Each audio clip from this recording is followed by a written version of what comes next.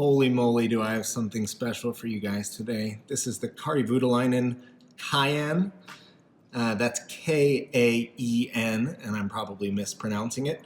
Now, it's sort of like a house. Like if you go into a house and the house has its own name, you know that you're probably in something pretty big and special. When a watch has its own name, you know you're in for a treat.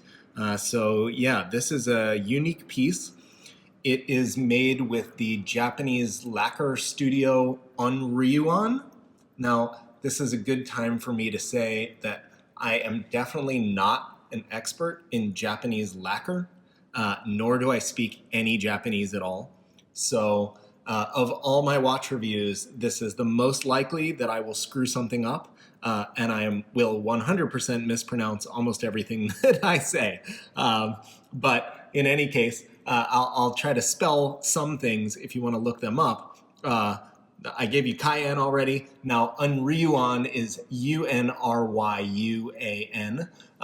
And this is a guy named Tatsuo Kitamura, who is the head of this and is the kind of premier Japanese lacquer artist. And so Kari collaborated with him and them to make this very special piece, which was his release at 2016 Basel World.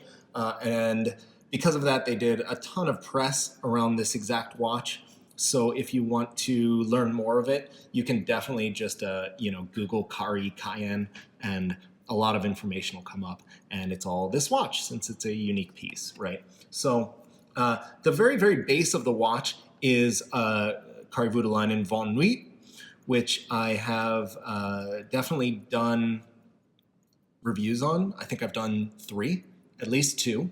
And so if you want to just see the technical sort of Kari Voutilainen parts of this watch, then here, I'll just give you a treat of the back. You can definitely look at those videos. I'm not going to cover too much of that here because it's already somewhere else and there's enough to talk about. But suffice it to say, it is the in-house Kari Voutilainen caliber. You've got his dual direct escapement. I think that's what he calls it. He may have another name for it, but it's his escapement here. You've got the giant balance wheel with its sort of hypnotic beating and this beautiful polished tourbillon-like bridge. And so, all the great Von Nuit things, but taken up a notch by this master Japanese studio. So, okay, good. So watches are what I really know about. Japanese lacquer I don't know a whole lot about. I do know about art somewhat, and I know that this is a real art piece. We're moving out of horology, and so my expertise is a little bit limited here, but we're going to talk about what we're actually seeing, right? So on the dial here, what you're seeing are gold dust, gold leaf, the shell of great green turban, and abalone shells from New Zealand. Now, apparently it took 5 people 3 weeks just to sort through all of these shells and pick the right ones for this dial. And overall, there are actually thousands of hours of mastercraft work put into the dial and the movement of this watch. So, which you can really see. Sometimes people are like, here's a very minimalist table, and we spent 2,000 hours working on it, and you don't know exactly where that time went. It's pretty shocking that human beings can even make something like this. So definitely not surprising that it took quite a lot of man hours here. So what you're seeing here is a gem called Hoju, which was a ball-shaped gem that apparently could purge evil spirits. And I believe that's this kind of seconds, sub-seconds here. And that's lacquered and vermilion, which is like gold foil on it. And then you have this explosion coming out of this Hoju. And those are all the inlaid shells. I'm just basically going to mainly shut up and let you guys take a look at this thing. Let me see if I can zoom in.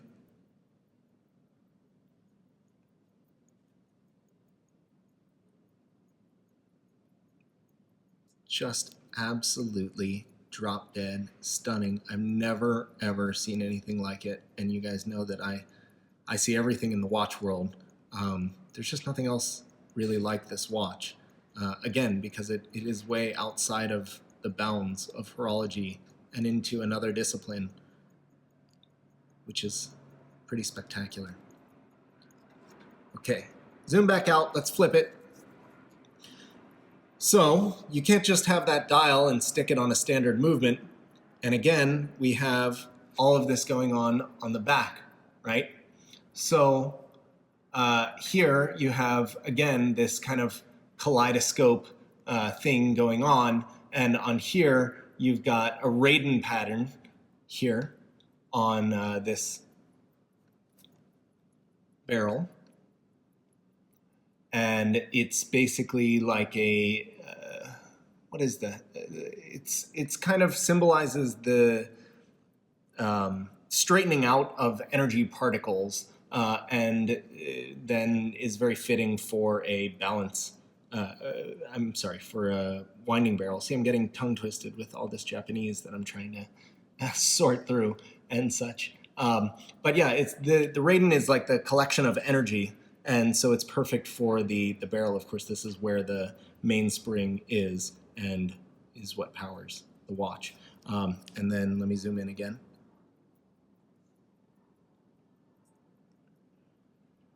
You can see there's almost like a chaos to this side. From out of darkness comes light, sort of here with these particles that are coming around this Raiden energy, and then poetically all protected by this amazing energy source here. So mainly I just want you guys to look at this watch. There's no better way to show it than a video. You know, a picture's worth 1,000 words, and a video is thousands of pictures. So I'm really excited that I get to share it and share it in this way. Let me show it to you on the wrist.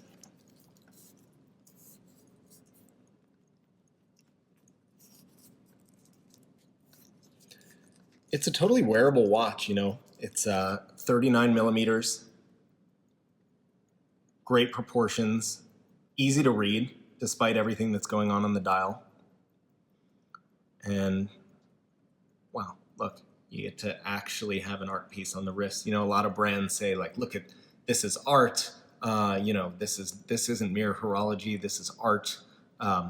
This watch really is art. This is a piece of art. And you know, it wouldn't make sense. You couldn't have a piece of art this beautiful on a Valjoux 7750, you know, just plain Jane out of the box parts watch. So you really do need something as good as a Kari Voutilainen von Wheat to hold such a beautiful piece and to make it a kind of overall concept that holds up to every bit of it.